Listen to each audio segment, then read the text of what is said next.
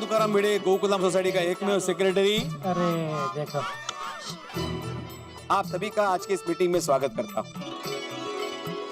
सबसे पहले मैं इस मीटिंग का आपको एजेंडा बता दूं।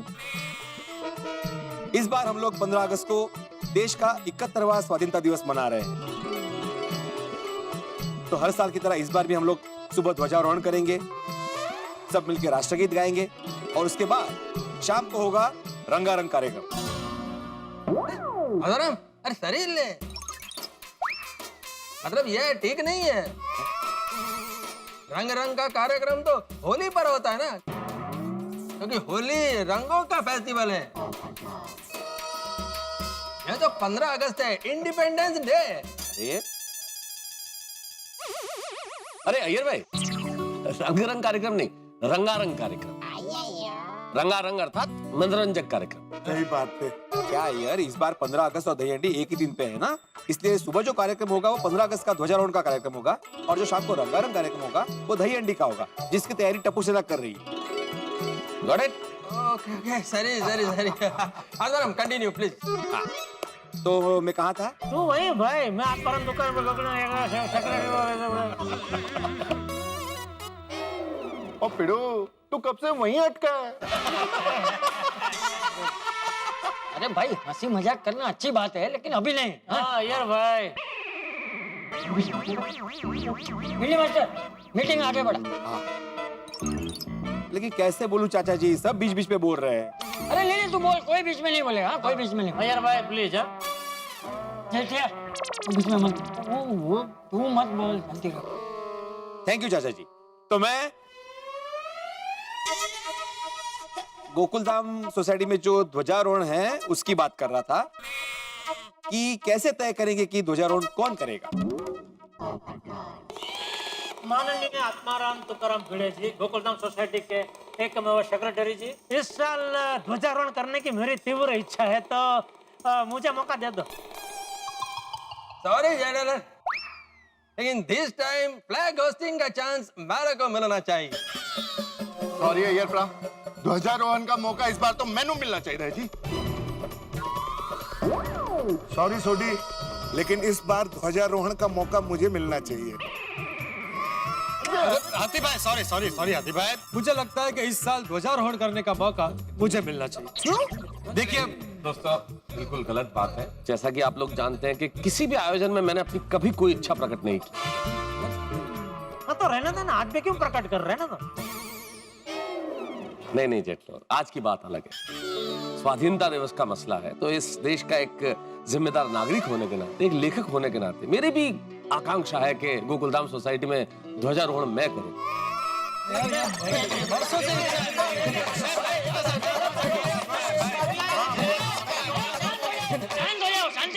यार भाई शांति रखो ना यार, बापूजी बोल रहे हैं कब से, शांति रखो जरा। अब तो शांत हो गया ना, तो बैठ जा। चल बैठ। बैठो। सही बात है, बैठ के भी तो मिली मास्टर, तू बोल। हाँ, तो मैं कहना चाहता हूँ कि इस बार ध्वजारोहण करने की मेरी इच्छा है। बोल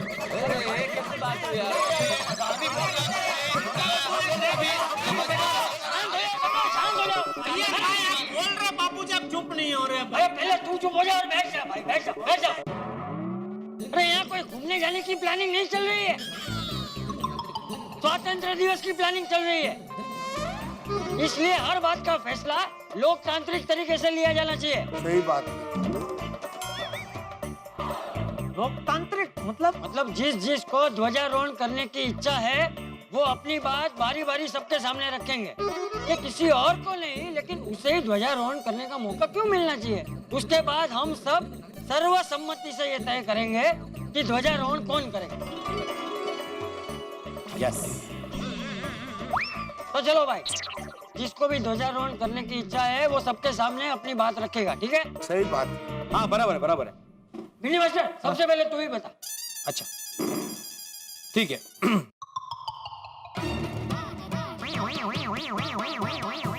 फर्ज कीजिए कि अपना भारत देश एक बाग है, तो बाग में जो कलियां होती है उनका जतन करके उनको फूल कौन बनाता है? बोलो, शिक्षक बना माली है? अरे भैया, मालीगिरी छोड़ो, सीधा सीधा बता कि ध्वजारोहण करने का मौका तुझे क्यों मिलना चाहिए। अरे जेठालाल, मैं ये कहना चाहता हूँ कि देश की युवा पीढ़ी को सही मार्ग दिखाकर उनको भविष्य के लिए जिम्मेदार कौन बनाता है? कौन बनाता है? शिक्षक। बराबर, शिक्षक। तो देश के भविष्य की नींव कौन रखता है? शिक्षक। हाँ। इसलिए मैं आत्माराम तुकाराम भिड़े गोकुलधाम सोसाइटी का एकमेव शिक्षक इस बार ध्वजारोहण करने के लिए अपना नाम आगे करता हूँ। आत्माराम, तुम जिस फ्यूचर का बात करता है ना, उस फ्यूचर में देश को साइंस और टेक्नोलॉजी में कौन आगे लेके जा सकता है? एक साइंटिस्ट। और आने वाला टाइम साइंस और टेक्नोलॉजी का है। इसलिए देश का प्रोग्रेस साइंटिस्ट पर डिपेंड करता है, क्योंकि साइंटिस्ट नया नया रिसर्च करता है, जिससे देश को ही नहीं पूरे वर्ल्ड को फायदा होता है। इसलिए being a scientist, flag hosting के लिए मैं अपना नाम आगे करता हूँ। Well said Iyer. नंडी नंडी बबीता। एक मिनट, आप सब मेरी बात भी सुन लीजिए। देश के लोकतंत्र का चौथा स्तंभ कौन होता है? पोपट भाई, पहले 3 स्टंप कौन से? अरे स्टंप नहीं अब्दुल, स्तंभ स्तंभ। ठीक है, होगा कुछ। छोड़ो। वो ऐसे कैसे छड्डो भाई, मैनू जानना है। ओ पप्पू, तू बता पहले 3 स्तंभ कौन से हैं? सुनिए, वो पहले 3 स्तंभ वो अभी महत्व के नहीं है। अभी चौथे स्तंभ की बात चल रही है ना, मैं बाद में तुझे बताता हूँ। नहीं पोपटलाल जी, आपको पता भी है कि नहीं कि लोकतंत्र के 3 पहले स्तंभ कौन से हैं? मुझे तो पता ही होगा ना, आपको नहीं पता? अरे मुझे कैसे नहीं पता भाई? हमारी कार्यपालिका, हमारी न्यायपालिका, हमारी विधायिका, 3 स्तंभ है हमारे। सुना सोडे? हाँ, तो भाई आप चौथे स्तंभ की बात करें। देश के लोकतंत्र का चौथा स्तंभ पत्रकार होता है। बिल्कुल बिल्कुल। तो उसका क्या? बताता हूँ भाई, पत्रकार समाज का आईना होता है। वो दिन रात मेहनत करके खबर की तह तक पहुंचता है और समाज के सामने उसकी सच्ची तस्वीर पेश करता है। वो देश को और समाज को जागरूक रखने का काम करता है। पत्रकार फुवारा होता है। कौन बोला? कौन बोला? कौन बोला? कौन बोला? ये अय्यर भाई। नहीं जनरल, मैं नहीं बोला। देखिए, यह मजाक का विषय नहीं है। देश के जिम्मेदार पत्रकार होने के नाते इस साल ध्वजारोहण करने का मौका मुझे मिले, इसलिए मैं अपना नाम आगे करता हूं।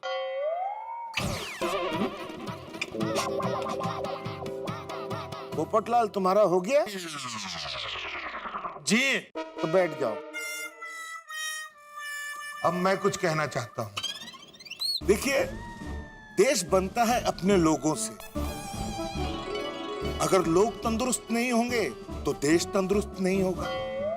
और लोगों की तंदुरुस्ती और स्वास्थ्य का ध्यान रखते हैं डॉक्टर।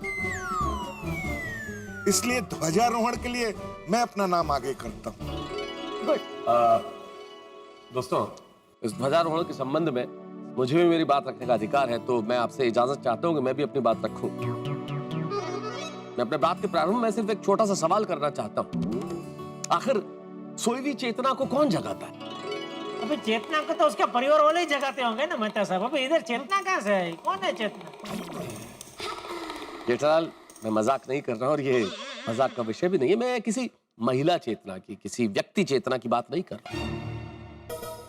मैं तुम्हारी, मेरी, आपकी, समाज की, इस देश की चेतना की बात कर रहा हूं। आखिर इस देश की चेतना को, समाज की चेतना को जागृत कौन करता है? एक लेखक। लेखक के पास सबसे बड़ा हथियार होता है कलम का। कलम नहीं होती तो कोई आंदोलन खड़ा नहीं होता। लेखक अपनी कलम से कला और संस्कृति को अक्षुण्ण रखने का प्रयास करता है। अपनी कलम से, अपने लेखन से, अपनी रचना धर्मिता से वो एक समाज को, राष्ट्र को एक नया आकार देने की कोशिश करता है। समाज के और राष्ट्र के निर्माण में अपनी अहम भूमिका निभाता है। इसलिए मित्रों, मुझे लगता है स्वाधीनता दिवस के शुभ अवसर पे अगर ध्वजारोहण का ये पवित्र पावन मौका किसी को मिलना चाहिए तो एक लेखक को मिलना चाहिए। हाँ। यानी कि मुझे। इसलिए मैं इस ध्वजारोहण के लिए अपना, यानी कि तारक मेहता का नाम प्रस्तावित करता हूं। ओ यारो, और देश के लिए सबसे ज्यादा जरूरी है देश के पहिए। देश के चक्के हमेशा अगर घूमते रहेंगे तो हमारे देश की गड्डी एकदम मक्खन वर्गे एकदम आगे बढ़ती जाएगी।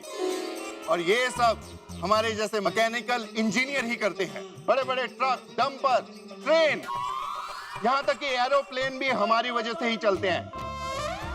अगर ये चलते रहेंगे तो हमारा देश हमेशा तरक्की करता रहेगा, विकास करता रहेगा। इसलिए मेरी आप सबसे विनती है कि इस बार ध्वजारोहण का मौका मुझे दिया जाए। Thank you.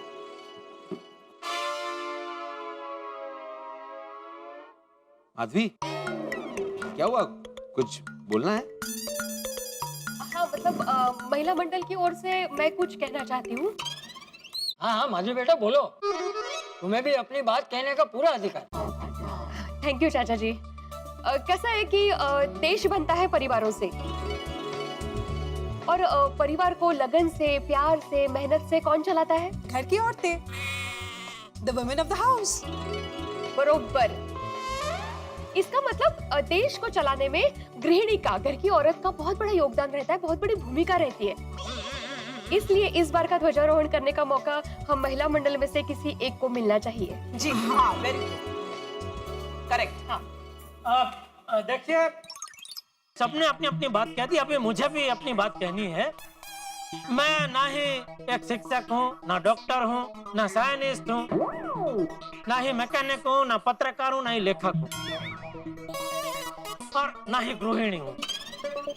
और मैं मानता हूँ कि देश के विकास में इन सबका अच्छा खासा योगदान है, लेकिन इन सब के बीच में एक व्यक्ति ऐसी है जिसका योगदान सालों से नजरअंदाज होते आ रहा है, और वो व्यक्ति है एक व्यापारी। मेरी बात पे जरा गौर से ध्यान दीजिएगा। क्या व्यापारी का जो योगदान है वो दिखता नहीं है, लेकिन इन सब के मुकाबले उसका योगदान सबसे ज्यादा है। देखिए, एक शिक्षक को स्टेशनरी, स्कूल की किताबें कौन पहुंचाता है? व्यापारी। एक डॉक्टर को दवाइयाँ और एक साइंटिस्ट को खोज करने के लिए जो भी उपकरण चाहिए वो कौन पहुंचाता है? व्यापारी।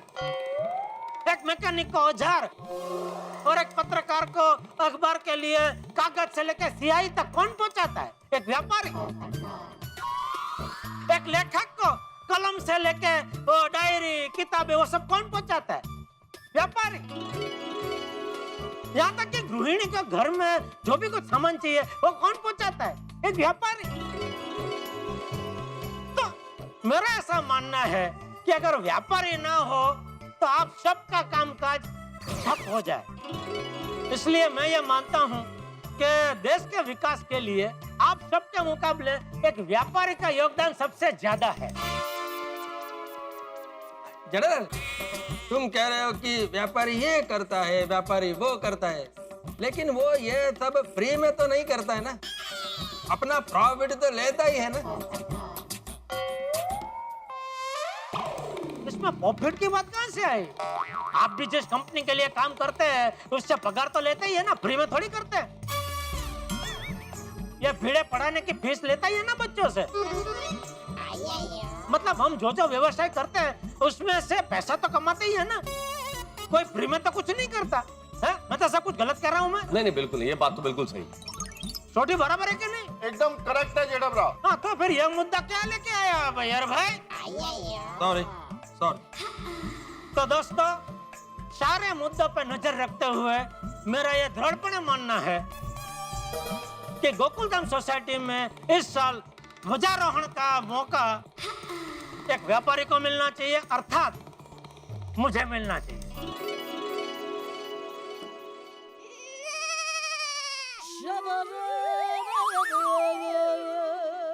देखिए, सबने अपनी अपनी बात आगे रखी। देश के विकास में सभी का महत्वपूर्ण योगदान है, इसलिए अभी यह तय करना मुश्किल है कि ध्वजारोहण कौन करेगा।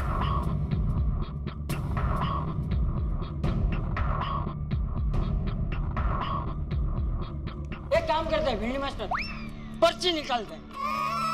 जिसके नाम की पर्ची निकलेगी वो ध्वजारोहण करेगा। मैंने बापू जी पर्ची का क्या मैंने तो अरे बराबर है, तू बैठ जा, मैंने पुरवार किया। अरे बैठ जा। हाँ ये अच्छा आइडिया है। अब्दुल, हाँ सबके नाम की पर्ची बना। वेरी गुड, चलो तो सबके नाम की पर्ची यहाँ पे आ गई है। अभी सवाल ये है कि पर्ची निकालेगा कौन? चाचा जी आप बुजुर्ग हैं, आप निकाल। अरे नहीं, मुझे लगता है कि महिला मंडल में से किसी को पर्ची निकालनी चाहिए। अरे कोई भी जाओ, माधवी बेटी तुम जाओ। नहीं मैंने कोमल भाभी आप जाइए ना। अंजलि भाभी चाहिए? मैं नहीं, रोशन भाभी आप जाइए। हाँ बबीता तुम जाओ। बबीता जी आइए। ओके हाँ बबीता जी जाइए। आइए बबीता जी। आइए दादा। बबीता जी आइए बबीता जी आइए। हाँ ये लीजिए।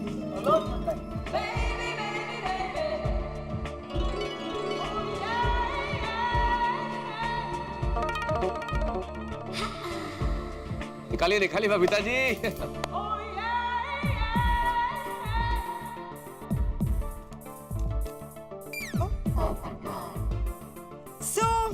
हमारी 71st इंडिपेंडेंस डे पर हमारे गोकुलधाम सोसाइटी में ध्वजारोहण करने का मौका जिनको मिलता है उनका नाम है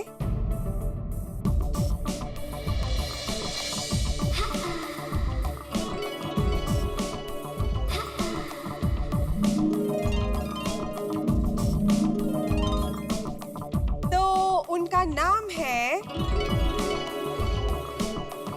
जेठा जी।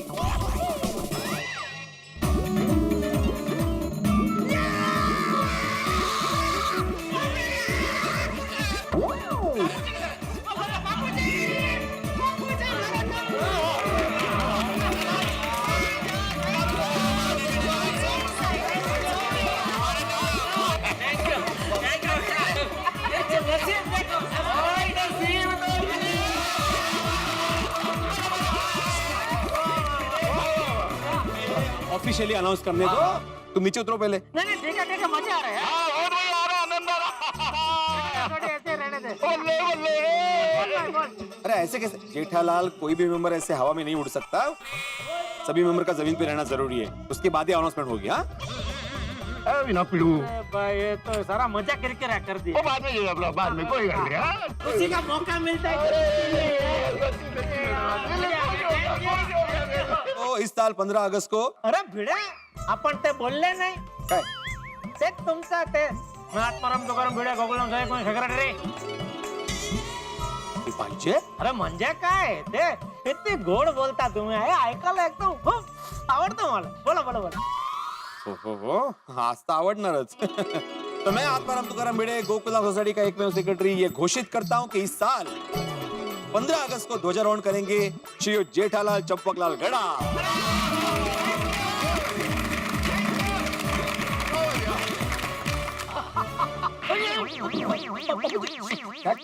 सॉरी बापू जी। लगा तो नहीं। ले लगा। सॉरी। तो मैं आत्माराम तुकाराम भिड़े गोकुलधाम सोसाइटी का एकमेव सेक्रेटरी ये घोषित करता हूँ कि आज की मीटिंग एक मिनट भिड़े मीटिंग समाप्ति की घोषणा के पहले एक और घोषणा कर के ध्वजारोहण के बाद मेरी तरफ से सबको फाफड़ा जलेबी की पार्टी।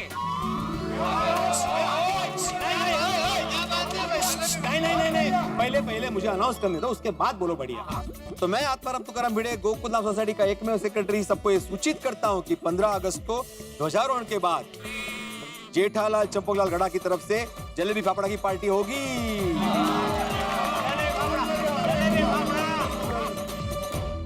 मित्रों, हर गोकुलधाम निवासी की इच्छा थी कि स्वाधीनता दिवस के अवसर पे ध्वजारोहण का मौका उन्हें मिले। उनका नाम आ गया है, उनका नाम प्रस्तावित, लेकिन अंततः लोकतांत्रिक तरीके से नाम चुना गया जेठालाल का। ये सौभाग्य मिला है जेठालाल को, और इस वक्त जेठालाल की खुशी 7वें आसमान पे, जो होना लाजमी भी है। कितना बड़ा मौका, कितने बड़े गौरव का क्षण ध्वजारोहण करना।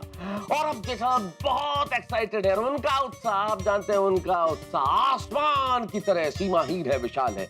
इस उत्साह में अब वो क्या क्या करते हैं ये देखने वाली बात होगी। ध्वजारोहण हेतु जेठालाल कितनी तैयारियां करते हैं, किस तरीके से करते हैं, ये देखना बड़ा ही दिलचस्प होगा। अब क्या क्या तैयारियां होती है ये तो इस वक्त मैं कैसे बताऊं, लेकिन इतना जरूर कह सकता हूं कि आज जो कुछ भी होगा होगा बड़ा मनोरंजक। बस देखते रहिए तारक मेहता का उल्टा चश्मा, देखते रहिए, हंसते रहिए।